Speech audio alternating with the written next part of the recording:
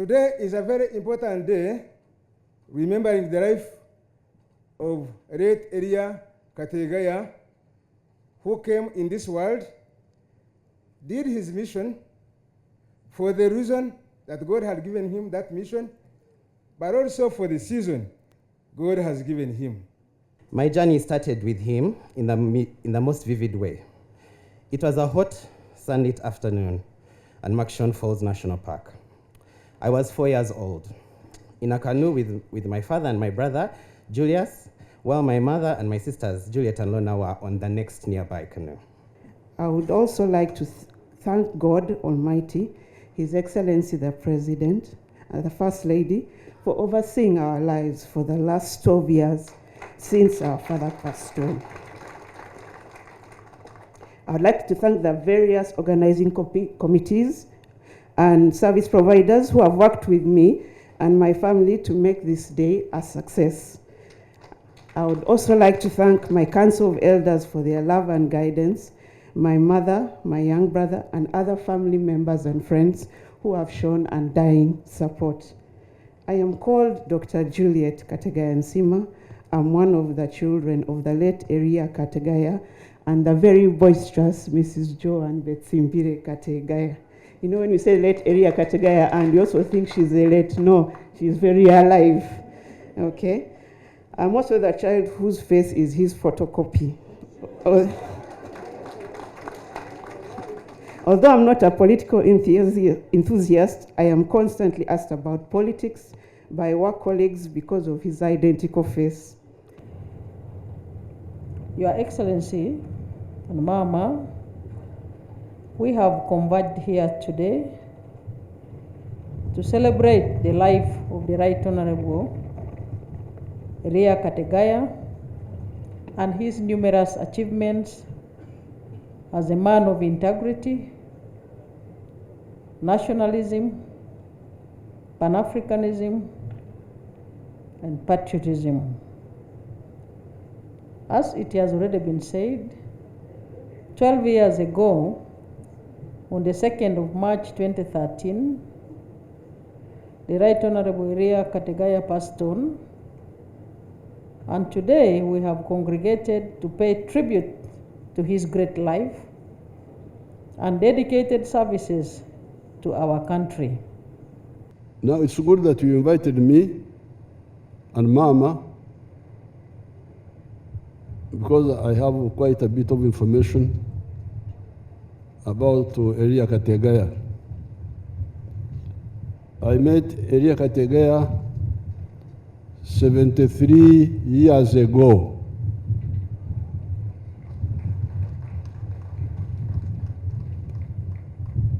In 1952. My parents didn't know the school system, so they made me start 1B, which was like a pre-primary, in the second term. I don't think they knew first term and all that. So I started in Chenkobe. There was a two-class girls' school where there were only girls, but if you are regarded as too young, they would send you to a girls' school. And there were 4 boys of us who joined that girls' school in the second term of 1952. The girls' school had 2 classes, you could say 3, 1B, 1A, and P2. And our head prefect was Mrs. Butagira. I don't know whether she's here. The wife of Butagira. Kasukuru, she was our prefect.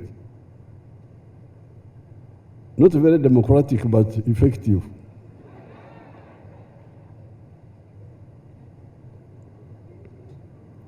So I was in that girls' school with 3 other boys. Now, across the road, there was the boys' school, which had 4 classes. By 1952, in the Chamate area in Tungamo, if you got to P5, you had to go abroad to Chinoni. That is where there was P5 and P6. P5 and P6 were at Chinoni and Kitunga in our area. There was, and then Ryonza. So we Chamate people, up to 1952, if you went to P5, you had to go abroad. So then we came to, so this is the first thing about Kategaya. He was one of the other pioneers of the education system. A few of us who pioneered in that area of Tungamo. Ruhama was together with the Rwampara. So when you talk of Rwampara at that time, it includes Ruhama. When you were calling for the Rwampara people, I stood here, but you didn't see me.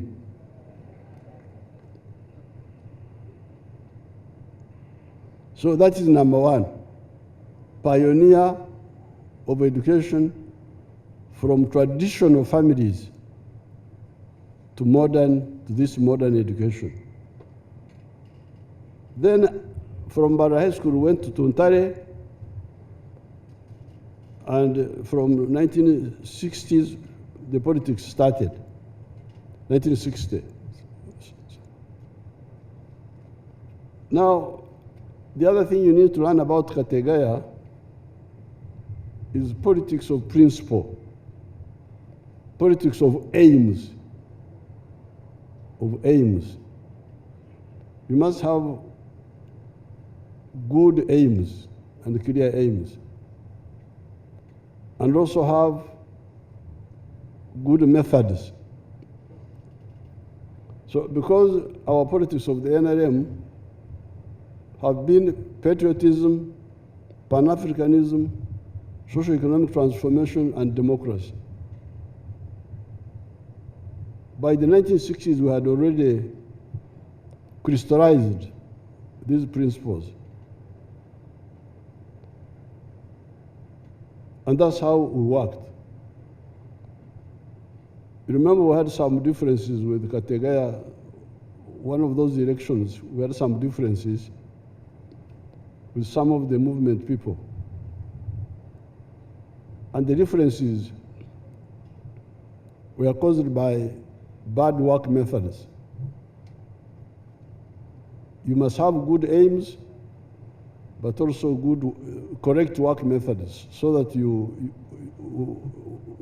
arrive at a decision in a democratic way, not any other way.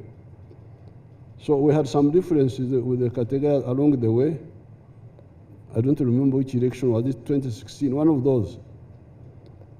But after the elections, I met with the Kategaya and said, now, we didn't agree here, but we agree on the East African Federation. And he said, of course he agreed, because we agree on that. I said, therefore, I propose that come back and handle the East African community docket, because that's there we didn't have any disagreement. So when you are working for aims, things are easier than just working for yourself, working for, what do you call it, this ego. Things are much easier. Thank you so much, all of you, and thank you all of you for coming. This is very good to see all these elders, Bagurusi, all these coming. This is very, very good. I wish you good luck.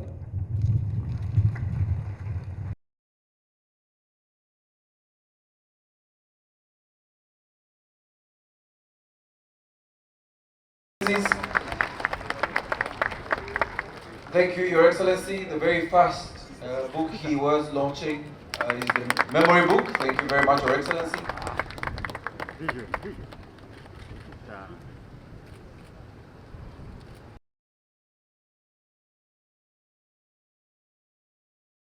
Back. Thank you so much.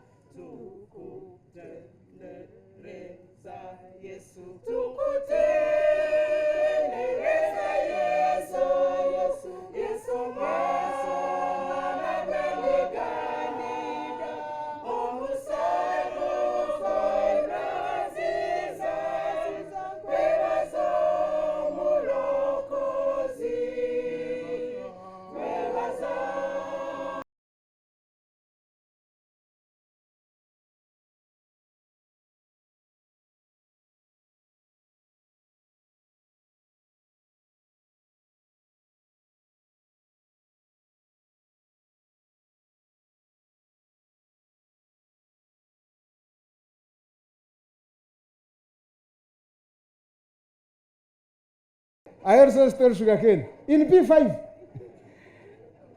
And let me tell you that sugarcane that you called to me, I was caught red-handed.